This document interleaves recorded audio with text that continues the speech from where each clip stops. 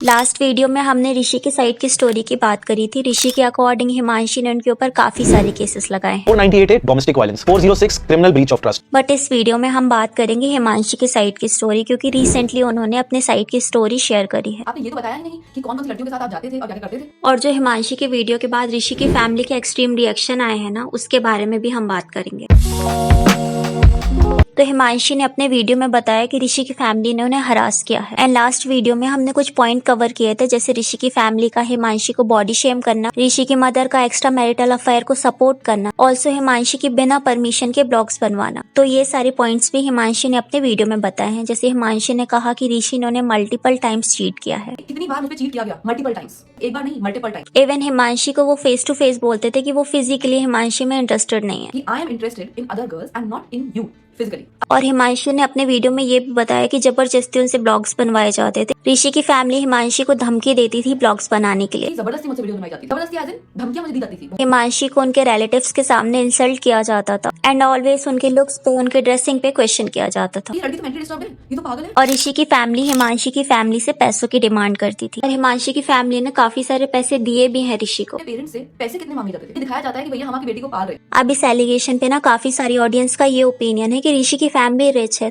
तो वो क्यों हिमांशी की फैमिली से पैसे की डिमांड करेंगे। तो देखो, डाउरी का रिच या पुअर होने से कोई फर्क नहीं पड़ता, ये लोगों की मेंटेलिटी, छोटी सोच पर डिपेंड करता है। और मैंने काफी सारे ऐसे केसेस भी पढ़े हैं जिसमें सुपर रिच फैमिली की लड़की होने के बाद भी उसे पैसे के लिए अब्यूज किया जाता था। अब यहाँ मैं हिमांशी की साइड नहीं ले रही हूँ, क्योंकि अभी हमें कंफर्म नहीं है कि कौन सही है कौन गलत है। बट ये जो कुछ पॉइंट्स हमने कवर करे थे ना, तो आई थिंक वो चीज हिमांशी करेक्ट बोल रही है, क्योंकि ये सारी चीजें ऑडियंस ने भी नोटिस करी है। और हिमांशी को स्टार्टिंग से लोगों ने बहुत कामली बात करते हुए देखा था, बट इस वीडियो में वो काफी अग्रेसिवली बात कर रही थी। उसकी आईज से लग रहा था जैसे वो काफी गुस्से में है और सच बोल रही है। बट जो भी सही होगा वो कोर्ट डिसाइड कर लेगा, और ऑडियंस को भी जो ट्रू लगेगा वो उनको सपोर्ट करेंगे। बट हिमांशी के वीडियो के बाद ऋषि और उनकी सिस्टर के जो रिस्पॉन्स आए हैं वो काफी शॉकिंग है। तो ऋषि ने एक पोस्ट डाली जिसमें उन्होंने कहा कि my humble request to all of you is to hold your judgement for now. मैं बहुत जल्दी नेसेसरी प्रूफ्स के साथ आऊंगा। और ये कितना डिसहार्टनिंग है कि हिमांशी अपने पॉइंट्स को प्रूव करने के लिए फॉल्स एक्यूजेशन लगा रही है। तो यहाँ हमें ऋषि की हिपोक्रेसी देखने को मिल रही है। अब 2-3 महीने से हर वीडियो में हिमांशी से रिलेटेड बात कर रहे हो, आपने उस पर काफी सारे एलिगेशंस लगाए, उसे डिग्रेड किया। इवन आप तब भी चुप थे जब ऑडियंस हिमांशी को हेट दे रही थी, बॉडी शेम कर रही थी। बट सिर्फ हिमांशी के एक वीडियो डालने से आपको इतना बुरा लग रहा है? आपने कितने जल्दी रिस्पॉन्स दे दिया, क्योंकि अब आपको हेट मिल रही है। आपके लिए तब तक सही था जब हिमांशी को ऑडियंस ब्लेम कर रही थी, बट जैसे ही आप पर बात आई तो आपने और आपकी फैमिली ने तुरंत एक्शन ले लिया। इवन जो ऋषि की सिस्टर है निशी, वो भी एक यूट्यूबर है, वो भी अपने कमेंट सेक्शन में हिमांशी को डिग्रेड कर रही है। निशी अपने कमेंट सेक्शन में बोल रही है कि हिमांशी के तो 15 बॉयफ्रेंड रह चुके हैं। आई मीन निशी, आप कुछ ऐसा बोलो जो ऑडियंस बिलीव भी कर पाए। इवन कमेंट सेक्शन में वो ऑडियंस से लड़ाई कर रही है, और काफी सारे कमेंट्स को तो वो सेकंड्स में डिलीट कर रही है। उनके कुछ कमेंट्स हैं जो मैं आपको पढ़ के सुनाती हूँ। निशी ने कहा कि रोके मैं भी वीडियो डाल सकती हूँ, आंखें मेरी भी लगेंगी। सुंदर लड़की रोती है तो सबका दिल पिघल जाता है। कि नो हर यूज इतने साल से बेवकूफ बनाया और अभी भी बना देगी। ऑल्सो जब एक यूजर ने कहा कि आई डोंट थिंक हिमांशी को एलिमिनी चाहिए, हिमांशी ने आप लोगों के साथ वाले कितने सारे ब्लॉग्स डिलीट कर दिए। निशी सेड भाई यूट्यूब से क्या ही मिलेगा, 1 करोड़ मिलेगा क्या पुराने वीडियोस से? ऐसे तो उसको नगद मिलेगा, हैंड कैश, जो उसकी फैमिली चाहती है। तो यहाँ निशी का कहना है कि हिमांशी यूट्यूब से कम अर्निंग करती है। तो निशी जी, एज अ स्मॉल क्रिएटर मैं आपको बताना चाहती हूँ कि मेरी यूट्यूब से ठीक ठाक इनकम आ जाती है, वो भी बिना किसी स्पॉन्सरशिप के। तो हिमांशी तो आए दिन स्पॉन्सरशिप करती है, उसके वीडियो में लाखों में व्यूज आते हैं। आपके 1 करोड़ कमाने में उसको 2 मंथ भी नहीं लगेंगे। बट आप कितने ज्यादा लो जा सकते हो कि आप कमेंट सेक्शन में फाइट कर रहे हो। एंड एक और कमेंट निशी ने किया कि हिमांशी की फैमिली काफी नेगेटिव है, उन्होंने सब खराब कर दिया। हिमांशी को ब्रेन वॉश किया गया उसके फैमिली एंड लॉयर्स की तरफ से। इवन उसकी बुआ भी सौतेली है एंड उसकी हाफ फैमिली सौतेली है, सब जेलस है हिमांशी से। तो यहाँ निशी ने अपना पॉइंट प्रूव करने के लिए हिमांशी की पूरी फैमिली को सौतेला बना दिया। इवन एक और कमेंट था कि हिमांशी को तो हमें पैसा देना चाहिए, हमने उसका चैनल ग्रो करवाया है, उसके 1 मिलियन सब्सक्राइबर भी नहीं थे, मेरे भाई और मम्मी पापा ने ये करवाया। आई एग्री कि थोड़ा सपोर्ट तो किया है आपकी फैमिली ने, जिसकी वजह से हिमांशी का चैनल ग्रो भी कर पाया है, क्योंकि फैमिली ब्लॉग्स बहुत चलते हैं इंडिया में। बट इसका ये मीनिंग तो नहीं है कि आप लोगों की वजह से ही उसका चैनल चला, कि वो ऑलरेडी पहले से ब्यूटी इन्फ्लुएंसर थी एंड उसके 1 मिलियन सब्सक्राइबर थे, तो वो इजीली आप लोगों के बिना भी सर्वाइव कर सकती है। बट निशी, आपका चैनल तो हिमांशी की वजह से ही चला है, अदरवाइज आप यूट्यूब में इतने इजीली फेमस नहीं हो पाते। और अगर सिर्फ आप लोगों की वजह से हिमांशी का चैनल चला, तो फिर आप लोगों का चैनल क्यों नहीं ग्रो कर पा रहा है? जब निशी इतना सा क्रिटिसिज्म फेस नहीं कर पा आ रही है कमेंट सेक्शन में, लोगों से फाइट कर रही है, कमेंट डिलीट कर रही है, तो घर पे आप क्या ही करते होगे। और ये सब लोग ना, चाहे ऋषि हो, हिमांशी हो, निशी हो, ऋषि की मदर हो, सब बड़े काम और इंटेलिजेंट बनते हैं। ऐसा लगता था ब्लॉग्स को देखकर कि ये लोग कभी फाइट कर ही नहीं सकते, बट रियलिटी में इतनी परफेक्ट लाइफ कहाँ देखने को मिलती है। ये लोग अपने दिन का सिर्फ 1-2 घंटे दिखाते हैं और ऑडियंस को बेवकूफ बनाते हैं कि उन्होंने पूरे दिन ब्लॉगिंग किया है, पूरे दिन की लाइफस्टाइल दिखाई। 10 मिनट के लिए अगर आप किसी को कहोगे स्माइल करो, 30 मिनट के लिए किसी को कहोगे स्माइल करो, कर देगा, कोई दिक्कत।